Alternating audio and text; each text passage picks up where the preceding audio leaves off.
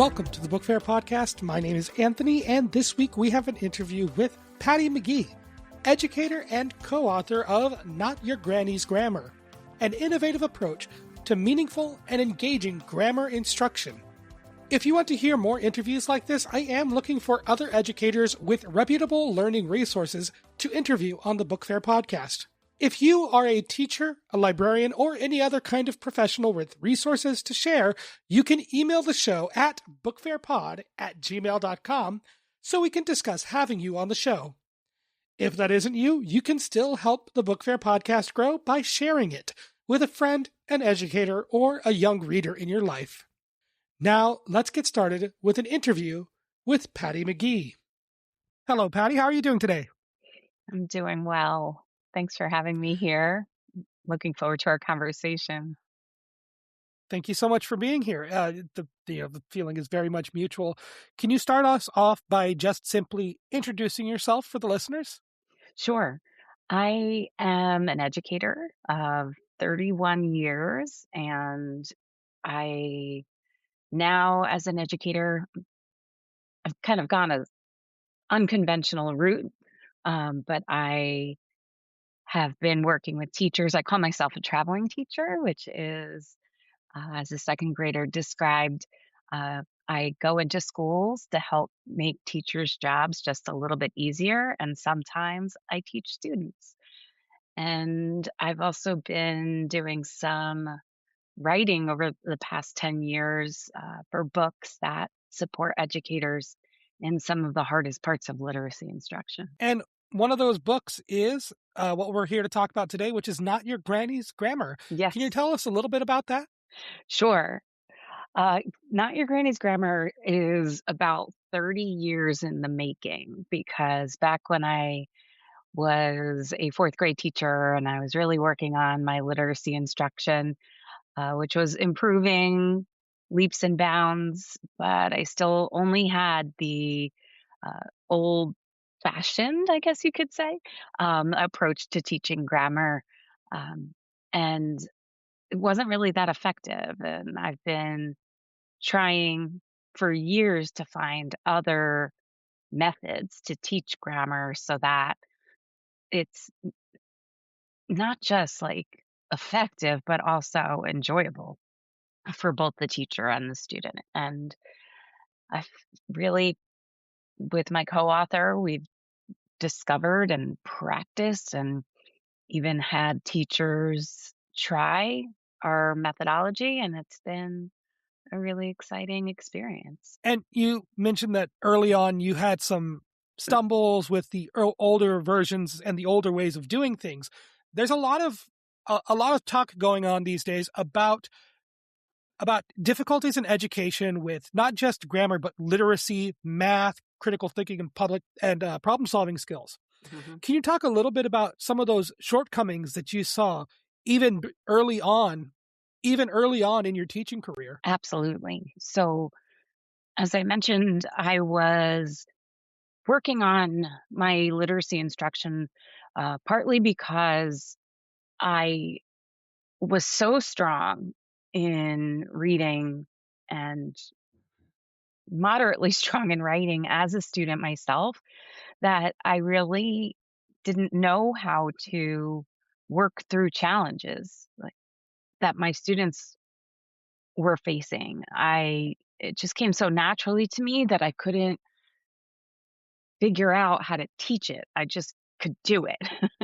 And so as I started to incorporate some new teaching practices, I would still have to go back to the grammar book that was at my fingertips, because back in the mid 90s, there was very few. Candace Weaver was one of the people that wrote about grammar, but it was still something that was an enigma to me and was acting as basically a black hole in my literacy block, just sucking all joy and learning out of it in that period of time. But I felt obligated to use the fill in the blank identification, memorization of parts of speech, that sort of approach, which is still very prevalent today. And it worked for a very small few, but the most of us did not learn grammar from that approach. And I can identify as somebody who didn't. I was very good at completing my worksheets. I was very good at uh, diagramming sentences. But when it came to application of grammar, it really, I it didn't make the transfer. The same thing was happening as a teacher. We were doing these things. It was the only way I knew. And it was not effective. And it was just taking up time that wasn't really impactful. Um, and so I could just kind of put in the back of my mind this problem of practice. And it was something that was so obtuse to me that it really took a long time to see how we could reframe um, grammar instruction. And it was worth the time, though, to dig Mm. into it, to research, to read, to practice and experiment with different ways of approaching grammar instruction. And you mentioned that you felt obligated to use the fill in the blank style worksheets as an educator. Using those individual fill in the blanks, then get told what you got right, what you got wrong, that wasn't translating to the application of grammar. And even for some people, that individualized, self-propelled method of filling out a worksheet wasn't working for everyone. So when it came to developing your own strategies, what was something that really clicked? What was an aha moment Mhm. that you saw an opportunity to maybe develop a new strategy? Yeah. What I found after probably a dozen years of teaching was that the problems of practice for me in the classroom, if I looked outside of a school building to see learning that was happening in like other areas, I was able to see those as solutions to my problems of practice. And so that's what I did with grammar instruction. I said, what is it that is not in grammar instruction that is in other learning experiences? So I just thought of something I learned and keep learning and the conditions that needed to be there in order for me to be able to learn something. So I love to refinish furniture and other things with chalk paint and waxes. It's a whole cool little niche of creativity that some people just like me are totally into. And I thought to myself, what is it that I do in order to study this particular subject, let's say? And it starts with curiosity. I wonder which color combinations are going to work best and which waxes might be the best to use. And then I would hypothesize, oh, I think this, and this. I'd try it out a little bit on something that wasn't the furniture that I was about to paint. And then I'd get feedback from experts, usually the people who owned the stores that carried these paints. Um, I would get their feedback and explicit instruction. I would then try it, experiment a little bit more.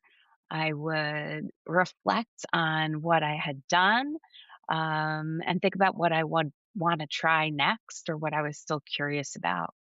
And all of that was missing from grammar instruction. Even though we thought filling out worksheets and diagramming sentences was an opportunity for explicit instruction. It technically wasn't. That's more of an assessment. Like, do we know this?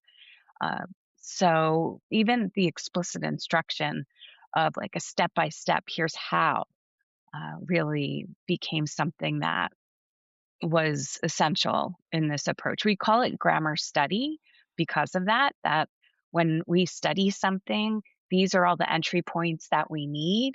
And therefore, how can we bring these into grammar instruction? And that's really what inspired me. And in that inspiration, I was just revising and experimenting with my grammar instruction. And I was working for a nearby district as a consultant, and we were writing grammar curriculum together. And the supervisor at the time, Tim Donahue, explained grammar to all of us adults in a way that we just understood. It was like, holy moly, we get it now.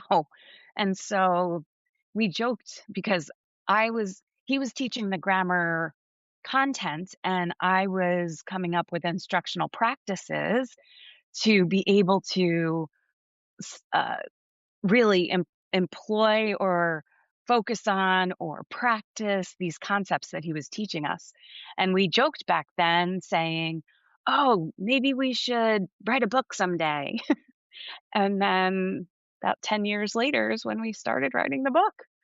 And that's where Not Your Granny's Grammar came from. And now there was something that you brought up there when you talked about how we study, and you laid out a pretty concise and clear path, the way that we learn things. You said it starts with curiosity. You hypothesize, you get feedback, you experiment, you reflect.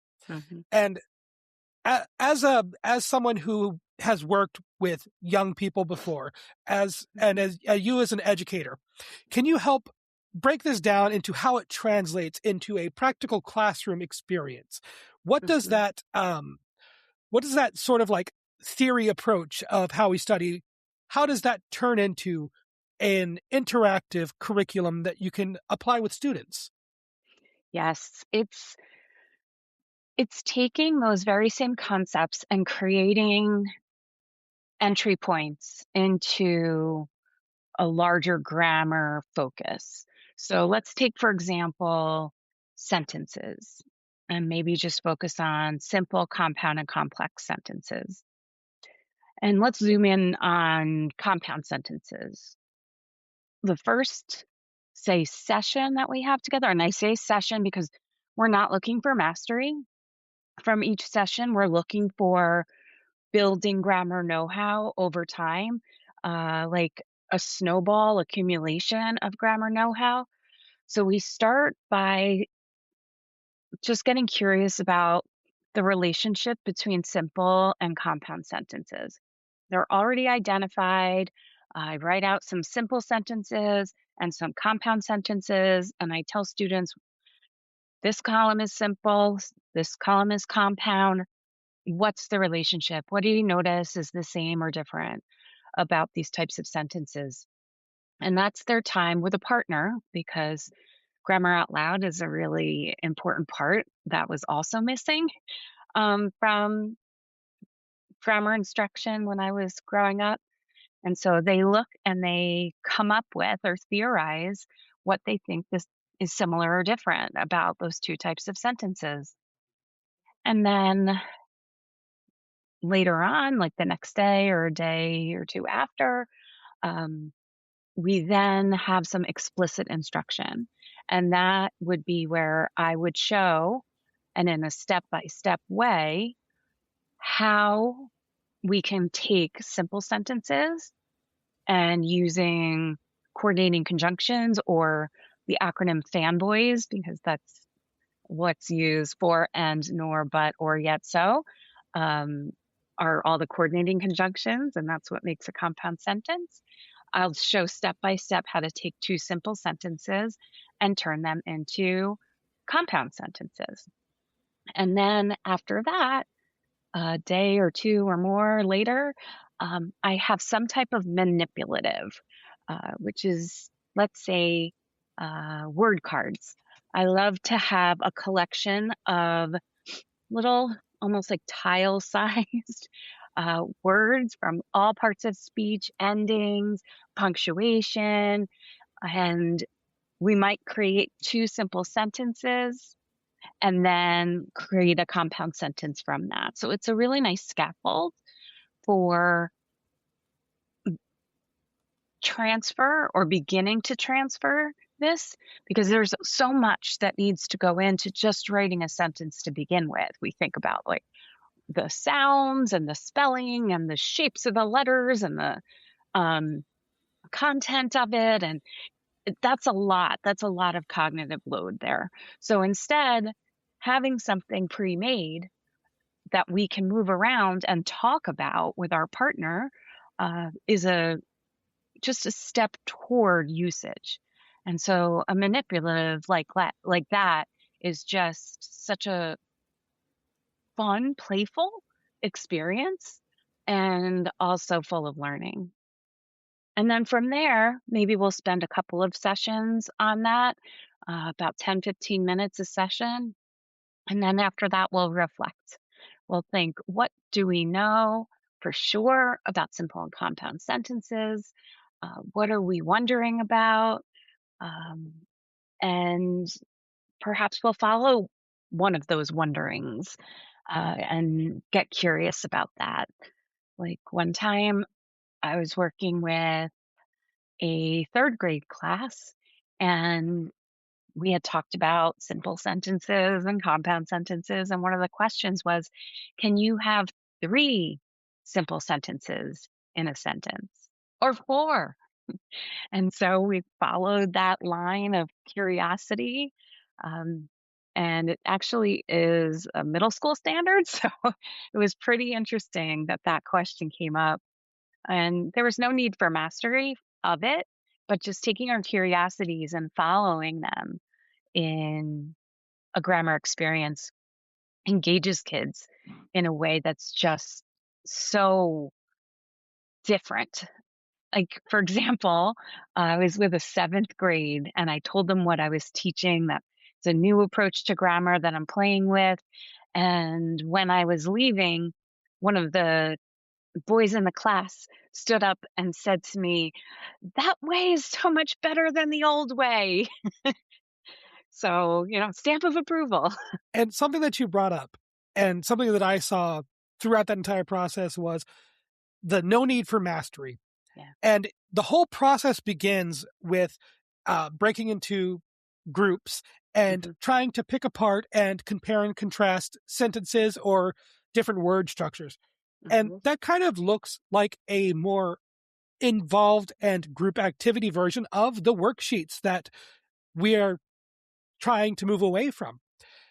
Can you talk a little bit about how that first step, and how when a student is beginning to explain in their own words, how they may get things wrong, Hmm. but that opens up an opportunity Hmm. for learning and developing? Yes. And because number one, they're doing this in partnerships or trios. And number two, they know they're just making their best guess. Once they have these theories, it just opens up their minds to see, is this a theory that is right, that is true, that is partially true, that is off? But there's no shame in it. That's one of the big things. Grammar and shame seem to be very well paired in the world. We say grammar police, and I'm silently correcting your grammar on t-shirts and things like that. But really, when we simply get curious about grammar, we're open to learning then. We want to see, confirm, um, override, revise what our theory is. It's very similar to most methods of teaching science, where we start off with a phenomenon and we notice what's happening, and then we're like, what is that? And how does that work? It's the same kind of concept with grammar. And to close this out, Patty, I always ask this question of authors, and this is my first time being able to ask this of an educator, and I'm really excited how it changes. Patty, how do you see yourself and the work that you do as an educator? In the role I have now of being a traveling teacher, I see myself as a pollinator. I see myself as someone who learns from students and teachers in one place in the country, and then I go someplace else and I bring that learning to teachers and students that would never have met the place where it originated. So I consider myself a pollinator. Thank you. That was an interview with Patty McGee. You can learn more about Patty and her work at pattymcgee.org. If you appreciate the work being done on the Book Fair podcast, you can show your support by either following on Instagram, Blue Sky, or TikTok at BookFairPod, or by going to patreon.com/thebookfair. Following on Patreon is free. There are no posts hidden behind a paywall. On Patreon, you can find links to news sources used throughout the show, as well as episodes posted early. You can simply add the Patreon RSS feed to your preferred podcast platform. Of course, the best way to show your support for the Book Fair podcast is simply to share it with a friend, an educator, or a young reader in your life. Thank you so very much for listening, and as always, I'll talk at you next time.